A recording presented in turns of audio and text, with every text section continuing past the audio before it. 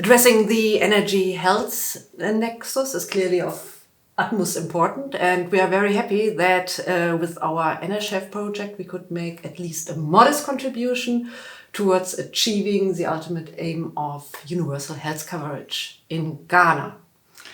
And I think it was a great experience, really to learn a lot also with our experiments in the field, not just to have a theoretical idea about what are the issues of the energy climate health nexus, but really to find solutions in the field and to drive their work.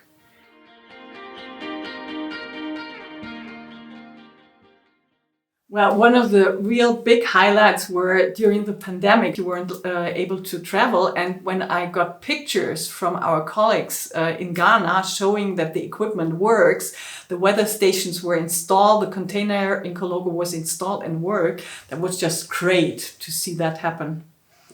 Yeah, and as you mentioned, the pandemic, that was a big constraint for the project, but we managed quite well, I think. And among the highlights, therefore, for me was also, or for all of us, now our recent dissemination activities in Ghana, where we could meet a lot of stakeholders from politics, from the private sector, from civil society, share our results, discuss our results, get some more inputs, but also see how much we achieved during this time. And so that was also quite exciting and very fulfilling to be there. And also to see that the topic climate, energy, health nexus is really on the international agenda, and that is growing on the international agenda, and that we can contribute a little bit.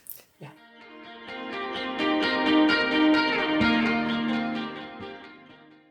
Well, the entire project was a huge learning experience, and so there might be a few things, but one aspect which comes to my mind directly is I wish, or we wish, that we would have known all the potential for interdisciplinary collaboration, which is actually there. We discovered a lot of additional areas for collaboration during the project, be it with respect to identifying user perspectives, be it with respect to identifying or analyzing energy demand, supply. So, yeah, still a lot to do. Yes. I think many questions we could have developed more precisely, I would say, by knowing what are the relevant questions. Another point I would like to mention is it would have been great to know what administrative challenges there are when you want to export measurement equipment from Germany to Ghana concerning export and import issues. Would be have been very useful to know this in advance, so to be prepared for it.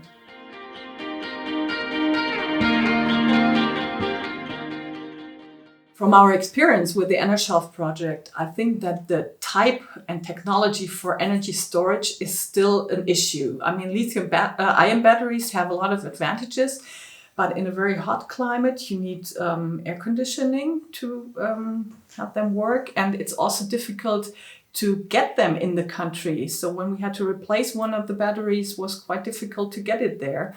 And I think there are more technologies. I mean, there are so many different storage technologies, and to try different ones in this environment, I think that would be really great. Mm-hmm.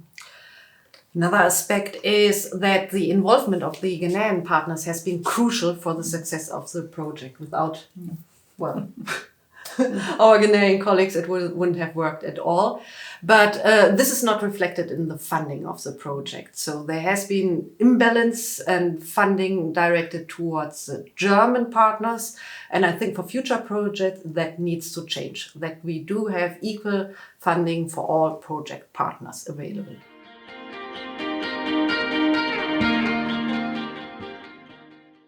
Well, I think it would be a great idea, because with all the experience we now have and with the precision of questions, of scientific questions, it would be a pity not to continue in this great consortium. But yeah, I fully agree. And I think we do have a couple of interesting and relevant research questions to follow up.